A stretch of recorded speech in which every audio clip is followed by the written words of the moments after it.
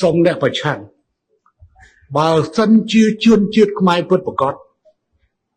ត្រូវយល់អំពី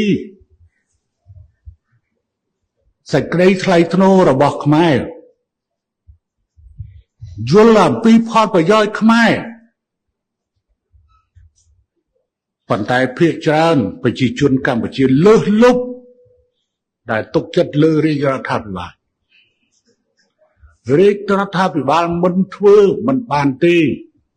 ព្រោះវាជាសេចក្តីសម្រេចចិត្តនៃសមាជិកសភា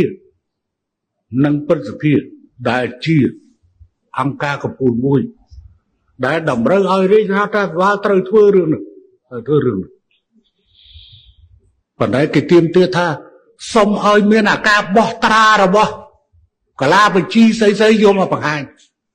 អត់បានទេនៅក្នុងនេះមានឯកសារប៉ុន្តែខ្ញុំអត់ជូនអស់លោកឬណានាមើលបានទេក្រៅតែពីមេដឹកនាំហើយមេដឹកនាំក៏មានកម្រិតទៀតយើងខ្លាចបែកធ្លាយនៅឯកសារនោះ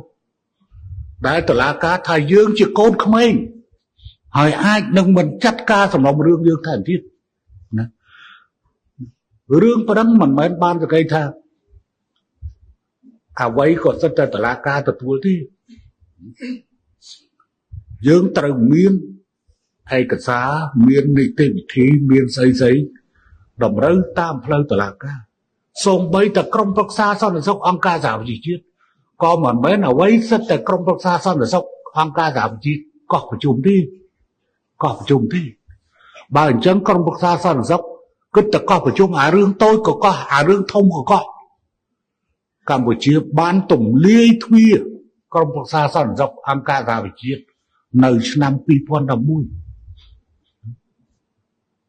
ក្រុមប្រឹក្សាសន្តិសុខអង្គការសហប្រជាជាតិមិនមែនអ្វីក៏គេសិតតែកោះទេចឹងខ្ញុំសូមជម្រាបទៅក្រុមអ្នកប្រឆាំងដែលមិនស្គាល់ផ្លូវច្បាប់សូមរៀនសូត្រអំពីច្បាប់